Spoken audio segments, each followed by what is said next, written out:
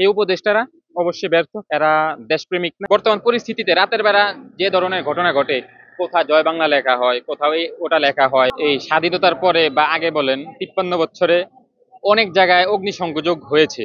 যে অপকর্মের যে একটা সংশ্লিষ্ট রয়েছে, তারা জড়িত ছিল ফেসিস্টের সাথে। এগুলো যাতে করে জাতির সামনে না, তারা যাতে করে আইনের আওতায় না আসতে হয়, এজন্য একটা ষড়যন্ত্র কুচক্র, যে কিভাবে এগুলোকে জাতির সামনে থেকে মুছে ফেলা যায়, এই জন্য এই চক্রেই এগুলো হয়েছে। কারণ যদি এটা এভাবে না হতো তাহলে অবশ্যই আগুনটা নিচ থেকে লাগতো, মেইন আগুনের যে লাইন আছে সেখান থেকে লাগতো। এরকম উপরে নিচে না লেগে উপরে বিশেষ কয়েকটা কক্ষে লেগেছে, এবং যেখানে বিশেষ নথিপত্র ছিল, এবং ছুটির দিন রাতের বেলা। আর আমরা জানি এই বর্তমান পরিস্থিতিতে রাতের বেলা যে ধরনের ঘটনা ঘটে, কোথাও জয় বাংলা লেখা হয়, কোথাও ওটা লেখা হয়, কোথাও ওই হুমকি, মানুষ হুমকির শিকার হয়, হত্যার শিকার হয়। এবং কিছুদিন আগে, এক সপ্তাহ আগেই যে তাবলিগ ইস্তেমার ময়দানে যে ঘটনা ঘটেছে নৃশংস, যে মুসল্লিদের উপর, তাহাজ্জুদরত ঘুমন্ত ব্যক্তিদের উপর, নামাজের মুসল্লিদের উপর যে একটা ঘটনা ঘটে, এটাও করলাম রাত তিনটা গভীর রাত্রে হয়েছে। আর এই ঘটনাটাও গভীর রাত্রে হয়েছে। এই জন্য আমি জাতির কাছে স্পষ্ট করে বলতে চাই যে এটা অস্পষ্ট কিছুই নেই যে এগুলো কাদের মাধ্যমে হয়।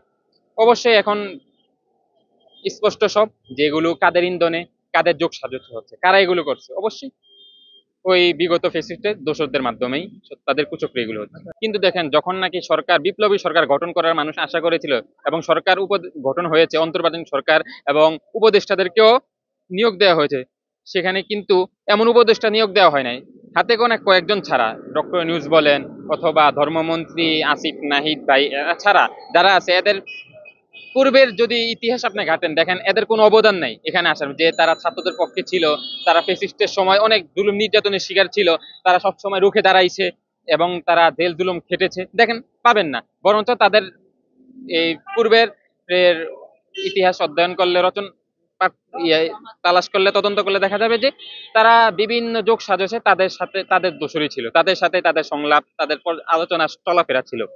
এই জন্য আমি বলতে চাই যে এই যারা বর্তমানে উপদেষ্টা আছেন, বিশেষ করে যে আইন উপদেষ্টা, ওনার দেখেন উনি আইনের অবস্থানে বসে কোনো আইনি ব্যবস্থা নিচ্ছে না।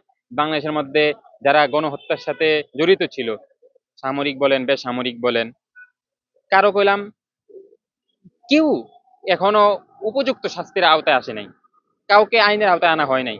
বরঞ্চ উপরস্থ যারা নাকি জড়িত ছিল, যারা নাকি বেশি ভূমিকা রাখছিল এই ফ্যাসিস্টের পক্ষ হইয়া ছাত্রদের বিরুদ্ধে গণহত্যার সাথে, তাদেরকে আশ্রয় দেওয়া হয়েছে। তাদেরকে বিভিন্ন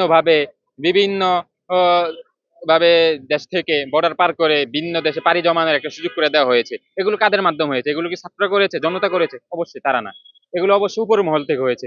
এখান থেকে স্পষ্ট যে এই উপদেষ্টারা অবশ্যই ব্যর্থ।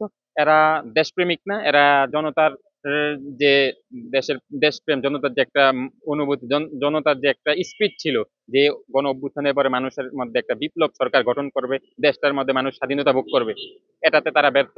এবং তাদের যে মুখোশ, এরা উন্মোচন হয়ে গেছে জাতির সামনে। যেই কোনো যারাই উপযুক্ত যোগ্য, এদেরকে যাতে করে ওই সমস্ত পদে নিয়োগ দেওয়া হয়।